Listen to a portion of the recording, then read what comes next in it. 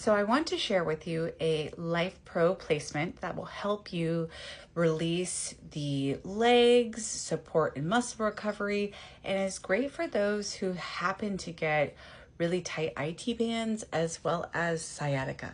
And in my other videos, I'm sharing about my journey and how I'm using red light therapy to cater to healing and supporting my drainage pathways and lymphatic system.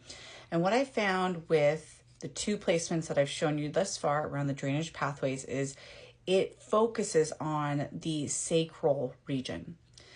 And this not only is where your colon lies, but it's also where you have a nerve plexus bundle of the coccyx, and then you also have all the major muscles of the hips. And in doing these placements, what you are doing is you're really helping these super tight muscles, these origin muscles around that tailbone, which on a lot of my clients, when I worked on people in massage therapy over a decade times worth, that area was always so tight, backed up with stagnant lymph. It just created so much havoc. So when you are doing the drainage pathway placements, what you are doing is you're actually starting to release all that stuff. And when you release the hips, it will vibrate up the spine and it will vibrate down the legs. So what I found some days when I've done my drainage pathway placements, I've been called to release the legs. And the beautiful thing about the Life Pro red light therapy belt is it comes with vibrations and it comes with heat. So it's just such a pleasurable experience. I absolutely love it. So let's get into the placements. So you want to do the drainage pathway placements first. First 10 minutes on the sacral ridge, and then the second 10 minutes will be done around the tailbone. This will also allow you to hit the femur heads on both the left and right side, which will really allow you to prep for the leg red light therapy placements. So for the first placement, what you want to do is you want to make sure that the red light therapy is going all the way up past the sacral ridge and it's covering all the way to your tailbone. And then you want to lay down and you want to make sure that it is hitting behind the knee. And the reason for that is it's really going to activate the lymphatic nodes behind that are located right behind the knee. And this will really help assist in drainage of the lymphatic system of the legs, which is phenomenal. Next, what you want to do is you want to keep it pinned underneath this hip, rotate it out, but again, keep it by that sacral ridge, and then you want to bring your leg out like so, because this will really help target the IT band as well, because your IT band starts from your hips and it goes all the way down to your knee. So the vibrations and the heat will really help to release that and really support releasing the gluteus medius, maximus, and minimus.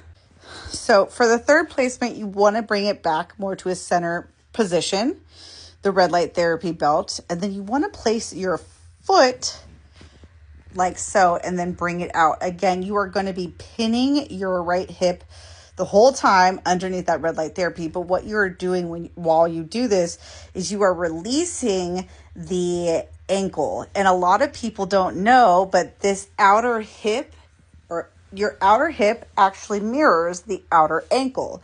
So this is very reflexology-ish tisms. So in doing this, what you're doing is you're releasing a different placement of the hip, and you're also getting the red light therapy benefits on that ankle, because the ankle mobility will actually affect your hips. And you also have lymph nodes that are placed right behind the ankle, and this creates a lot of stiffness, a lot of tension.